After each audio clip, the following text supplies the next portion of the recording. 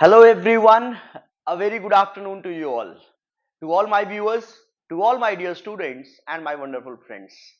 Guys, today is Sunday and I hope that you all are enjoying, you are chilling at your home, but at the same time, we need to keep working also towards our aim, towards the goal which we have set out to achieve for, right? Guys, the first question that we shall be discussing today is regarding the family law and regarding the family law, Hindu law, right? That is, out of which of the following is not a void marriage? मैं अभी चार situation बोलूंगा, उसमें यह है कि out of which of the following which is not a void marriage, मतलब कि जो अगले चार ऑप्शंस हैं उन चारों में कौन वॉइड मैरिज नहीं है।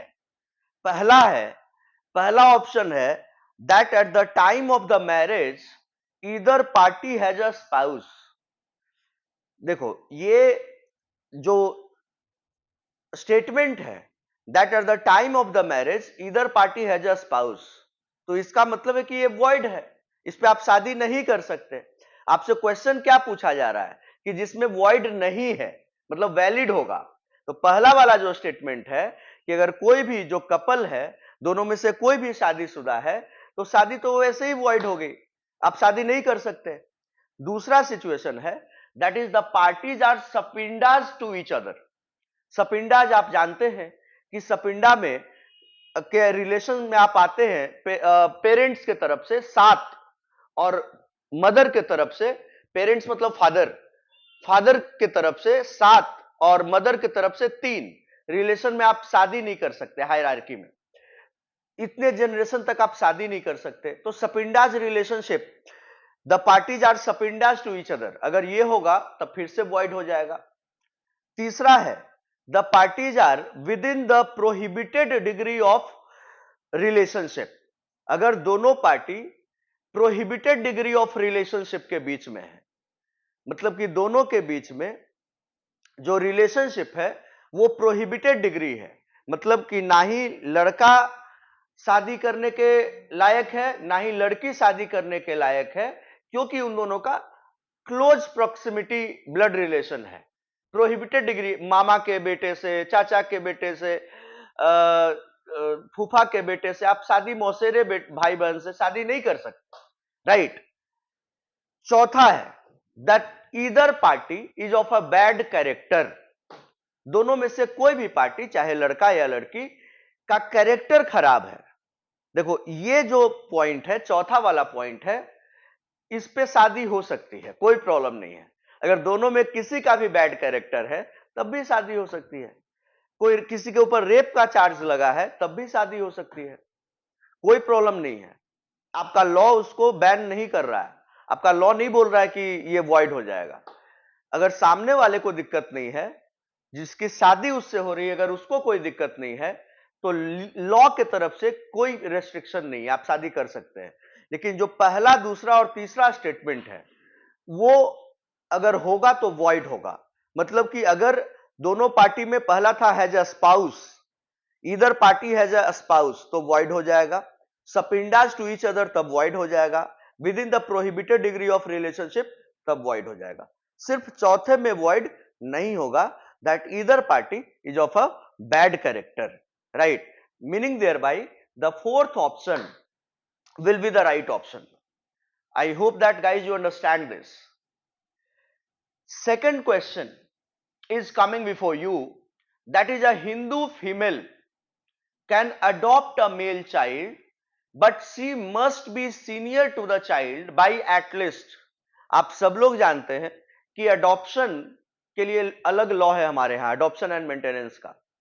तो अडॉप्शन के लॉ में लड़की जब लड़का को अडॉप्ट करेगी तो कितना एज होगा, लड़का लड़की को अडॉप्ट करेगा तो कितना एज होगा, अलग अलग एजेस फिक्स किए गए हैं, प्राइमरली फिक्स किए गए हैं। इस सवाल में यह है कि अगर कोई हिंदू फीमेल है और अगर वो चाहती है कि हम किसी लड़का को अडॉप्ट करें, बहुत सारे लोगों ने अडॉप्ट किया है, जैसे कि सुष्मिता सेन ने लड़की को अडॉप्ट किया था, रवीना टंडन ने लड़की को अडॉप्ट किया था, सन्नी लियोनी ने लड़की को अडॉप्ट किया।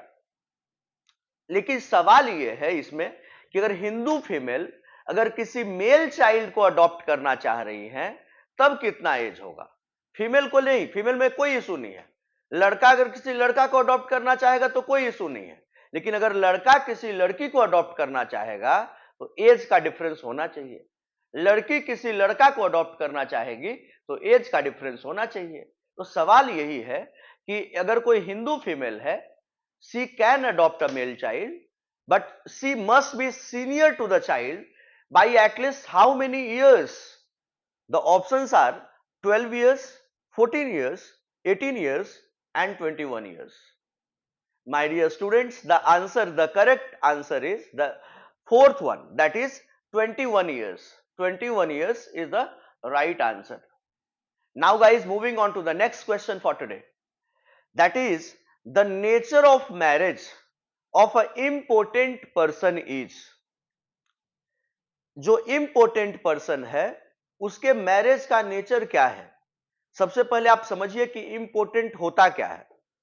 important चाहे लड़का हो या लड़की हो, important का मतलब है that the person cannot reproduce the child. The person is not having the capacity to reproduce the child. लड़का में भी ये कमी हो सकती है कि वो बाप नहीं बन सकता है, या तो लड़की में भी ये कमी हो सकती है कि वो मां नहीं बन सकती है। तो अगर दोनों में कोई भी अगर एक इंपॉर्टेंट होगा, दोनों में कोई भी एक अगर इंपॉर्टेंट होगा, तो ये मैरिज का नेचर क्या होगा? ऑप्शंस है void, voidable, illegal, none of the above. देखिए, वॉइड तो ये बिल्कुल नहीं है, इलीगल भी नहीं है, नन ऑफ द अबव भी नहीं है, ये वॉइडेबल है। मतलब कि अगर दोनों पार्टी को साथ रहने में कोई दिक्कत नहीं है तब बिल्कुल रह सकते हैं। बच्चा नहीं हो रहा लेकिन प्यार इतना गहरा है कि वो दोनों एक दूसरे को छोड़ नहीं सकते हैं तो बिल्कुल रह सकते हैं। लेकिन अगर उन दोनों में कोई भी एक पार्टी को प्रॉब्लम है तब वो डिवोर्स ले सकता है, तब ये मैरिज वॉइड हो सकता है। डिसोल्यूशन ऑफ मैरिज, डिवोर्स का, तलाक का ये ग्राउंड है। Impotency, that is impotence, important nature of a man और अ वुमन, राइट। इम्पोटेंट, देखिए इम्पोटेंट को मैंने जैसा कि बताया कि आप रिप्रोड्यूस नहीं कर सकते। बहुत जगह पर इम्पोटेंट का मतलब ये भी है कि आप sexually you cannot satisfy the other person, right, the your spouse. Say if a male cannot satisfy sexually his female wife, his female counterpart, or if a wife cannot sexually satisfy her husband, right, उसमें भी बहुत बार important की चर्चा होती है। लेकिन generally important को आप इसी कॉन्टेक्स्ट में समझिए कि बच्चा पैदा करने में सक्षम नहीं है, तो ये इलीगल नहीं है और ना ही वॉइड है, ये वॉइडेबल है। और वॉइडेबल का मतलब आप जानते हैं, ये इंपोर्टेंट अगर कोई होगा, कोई में एक भी स्पाउस होगा तो इस मैरिज का नेचर वॉइडेबल है। और वॉइडेबल का मतलब आप सब लोग समझते हैं, मैंने काफी अच्छे तरीके से आपको बताया है, at the option of the other party. Voidable में कोई प्रॉब्लम नहीं है, वॉइडेबल में आप रह सकते हैं, कोई दिक्कत नहीं है। लेकिन अगर सामने वाले में किसी भी एक पार्टी को प्रॉब्लम होगा तब वो वॉइड हो जाएगा, that is at the option of the other party. और अगर नहीं प्रॉब्लम है तो दोनों आराम से रहिए, वैलिड है ना। I hope that I have clarified all the concepts relating to family law in these questions. I hope that you like the video, right? Guys, keep working hard and I know that you will crack the nut called CLAT or the Judicial Services exam. So stay tuned on India's biggest law learning platform, that is on the YouTube channel of Chanakya CLAT classes and Chanakya Judicial Academy. Thank you everyone for watching me. Jai Hind, Jai Shri Ram.